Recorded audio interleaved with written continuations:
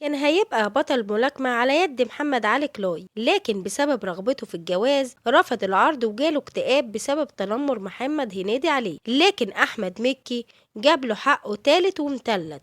النهاردة هنكشف لكم صندوق أسرار حسين أبو الحجاج، صاحب أهم أدوار في السينما المصرية رغم صغر مساحتها وعدد جملها القليل. حسين أبو الحجاج اتولد في 2 ديسمبر سنة 1954 في محافظة المنيا. كان طفل طبيعي جدا زي أي طفل، لكن عند سن البلوغ كل الأطفال اللي قده نموهم وقف، وهو ما شاء الله فضل مكمل.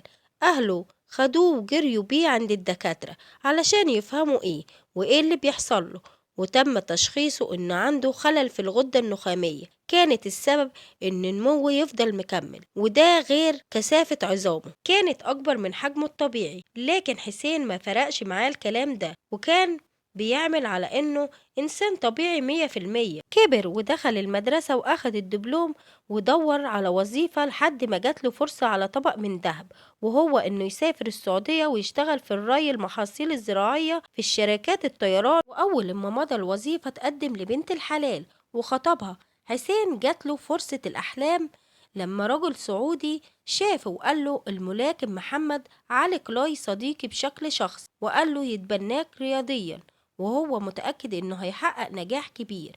لكن وقتها اللي كان بيفكر فيه الجواز والاستقرار، وإنه هيبقى عنده بيت وحياة، وعلشان كده قال له يفتح الله ورفض العرض ده. وبعد لما رجع مصر اتجوز واستقر وخلف 4 عيال. قبل ما يدخل مجال التمثيل اشتغل سواق على عربية نقل، لكن حادثة على طريق الصحراوي غيرت حياته، وبعد اما شاف الموت بعينه رفض يشتغل سواق، وبعد كده فتح ورشة لتغيير الكاوتش مع انه ما كانش يفهم فيها حاجة خالص، لدرجة انه اتعلم على يد ولد عنده 12 سنة. ويشاء القدر ان يبقى واحد من زباينه مخرج من التلفزيون المصري يشوفه ويعجب بيه بشكله وهيئته ويطلب منه يشتغل معاه في الفوازير. حسين فرح وراح سافر للقاهرة مخصوص. التجربة نجحت جدا، وهاني رمزي مسك فيه بإيده وسنان وقرر إنه يديله دور في فيلم صعيدي في الجامعة الأمريكية.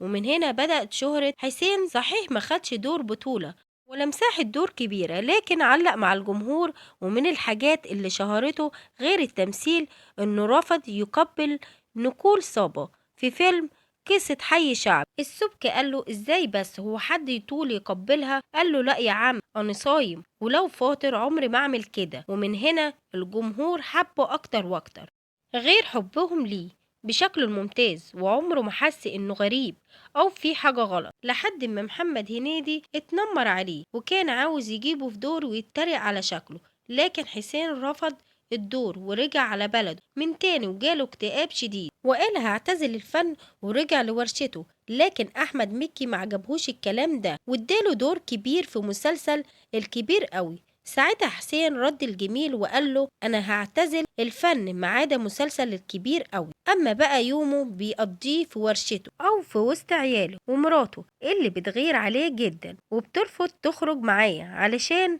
ما بتستحملش البنات والستات اللي بيطلبوا يتصوروا معاه. قولنا اكتر دور بتحبوه وفاكرين لحسين ابو الحجاج ايه؟ شاركونا الرأي.